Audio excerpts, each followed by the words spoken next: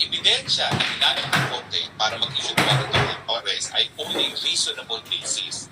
Ito po ay mas mababa sa probable cause. So, actually, sa mga burden of evidence po, pinakamababa is yung sa civil cases, no? Preponderance of evidence. Pangalawa is, ito na nga po, reasonable basis. Tapos, probable cause. Probable cause na meron kang krimen na nangyari na ang akusado ang posible gumawa ng krimen nito, tsaka proof beyond reasonable doubt na kakailanganin para ikaw ay mahusgahan ng guilty. Now, ang tanong, bakit hinuli muna ang dating presidente bago ilantad sa kanya ang mga ebidensya na naging dahilan pag-issue ng warrant of arrest? Siyempre, sa ating mga Pilipino, parang mali yun kasi hindi ganyan ang sistema natin. Pero alam niyo po, i-explain ko sa inyo kung bakit ganito ang proseso sa ICC at ano yung sinusunod natin proseso sa Pilipinas. Sa Pilipinas po, bago magkakaso sa hukuman, dadaan muna tayo sa proseso ng preliminary investigation.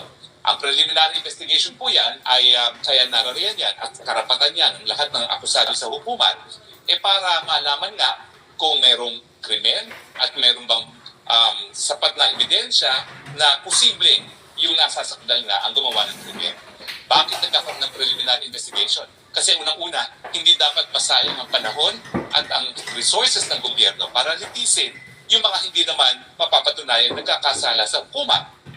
At syempre, para naman sa mga respondent o akusado, para hindi rin sila masubject doon sa gastos, sa pagod, at sa oras, at syempre, yung emotional distress na talaga namang nasa-suffer ng mga tao kapag meron silang kaso sa hukuman.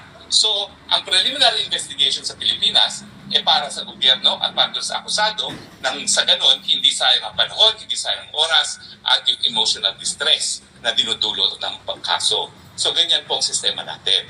Anong problema sa sistema natin? Ang problema sa sistema natin, kung walang pera ang mga nagdidemanda, paano sila makakakalap ng ebidensya?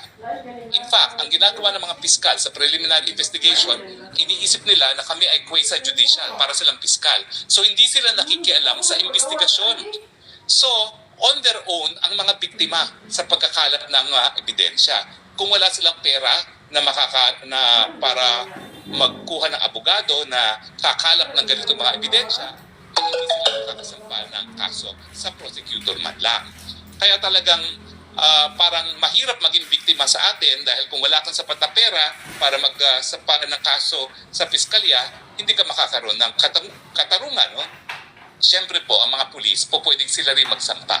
At karamihan naman ng mga kaso na walang pera yung mga private complainants, yung mga nagreklamo, pulis ang nagsasampa. Pero ganoon din po, mahina po sa law and evidence sa mga pulis. Gaya ng mga sinampan nila sa akin, ang ebidensya nila dun sa qualified theft na meron daw conspiracy, hindi naman ako gumawa ng kahit ng elemento ng human trafficking, wala ring ebidensya sa pollution, sampa lang sila sampa ng kaso. Samantalang, kung meron talagang abogado na tumulong para ihanda yung tinatawag ng mga complaint affidavits, dapat yan, pwede nang maisampa sa hukuman. Sa sistema rin po natin, lahat ng records ng piskalya sa preliminary investigation, yun na rin ang nagiging basihan ng court files kapag nakarating na sa hukuman para paglilitis. In fact, ngayon po, sa bagong rules ng Korte Suprema, importante na sa simula pa lang ng kaso sa hukuman na lahat ng ebidensya ay ilabas na ng prosecution at ganun din ang gagawin ng depensa, no? Which is a process na similar sa nangyayari ngayon sa ICC na pinapadetalye na ng hukuman kung anong ebidensya ng prosecutor laban kay dating Presidente Rodrigo Roa Duterte. Pero ang sistema, kaya naman ngayon pa lang nilalabas kasi ang Europa at pati ng Amerika, dahil Amerika na dating colony ng England, no? Ang sinusunod nila ay inquisitorial system. Ang sinusunod natin sa Pilipinas ay adversarial. Anong pagkakaiba? Ang inquisitorial system, yung prosecutor na katulong ang pulis ang nagkakalap ng ebidensya at nagsasampa sa hukuman. Ang maganda rito, unang-una, hindi na yung mga biktima ang gagalaw para makakuha ng ebidensya. Yung gobyerno na mismo kukuha ng ebidensya. Siyempre, yung kumukuhang judge na umaaktong prosecutor, makikipagtulungan sa pulis. So meron siyang kapangyarihan din talaga. May mga tagakuha siya ng ebidensya. At bukod pa dyan, may kapangyarihan siya na mag-issue ng mga supinas.